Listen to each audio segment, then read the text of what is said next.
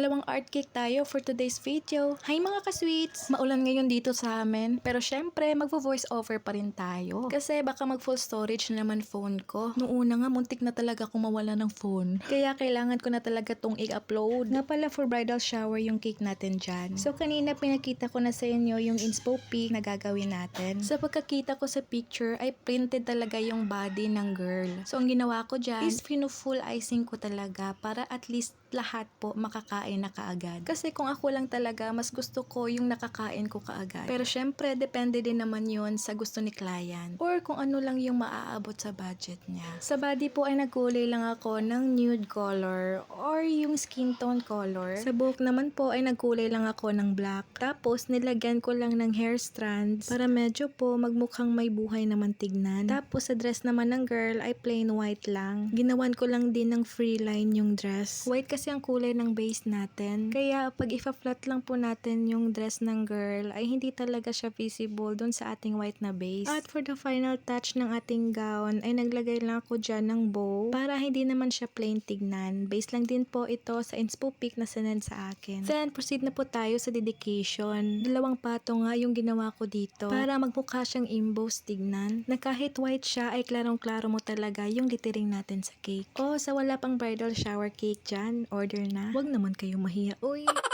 You can direct message us at Anika Sweets. So, proceed naman tayo sa pangalawang cake. Na-crumb coat ko na pala yan. Bali, nirest ko lang yan sa chiller. Yung ginagamit ko palang patungan kanina is yung takip po sa plastic tubs. Super ganda kasi niyang gamitin kasi flat lang siya at hindi magiging messy yung ating wax paper. So, again, white na naman yung ating base. Alam nyo ba na iniingatan ko talaga yung white or light colors na base kasi madali lang siyang madumihan. Konting pagkakamali lang ay kitang-kita na kaagad. Bet na bet ko rin yung pangalawang cake natin na gagawin today. Kasi napaka-cute niya po. So, kita nyo nga na talagang kakaumpisa ko lang. In-script ko na kaagad. Medyo malaki kasi yung nagawa ko.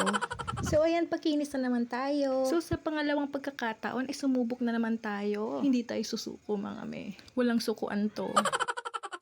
So, itong cake na gagawin natin is napaka-cute po talaga nito. Pwedeng-pwede na ganitong cake ang gawin ninyo sa birthday ninyo or kung may gusto kayong bigyan kasi napaka-clever niyang tignan and napaka-cute. Ewan ko lang kung nakukutan kayo, basta't ako cute na cute ako sa ganitong cake. Ang cute nga rin ng dedication niya, nakalagay at naka-highlight pa yung SHIT, so hindi ko na talaga sasabihin. Pero may meaning yun, di ba? So happy, I'm 29 today. So naglagay lang tayo dyan ng ating sticker. Wala pa ako yung sticker talaga natin kasi magpiprint pa ako. So ganyan na lang muna. So ayun, sa mga gustong umorder, please direct message us at Anika Sweets. Ayun lang po. Salamat sa panonood. Bye!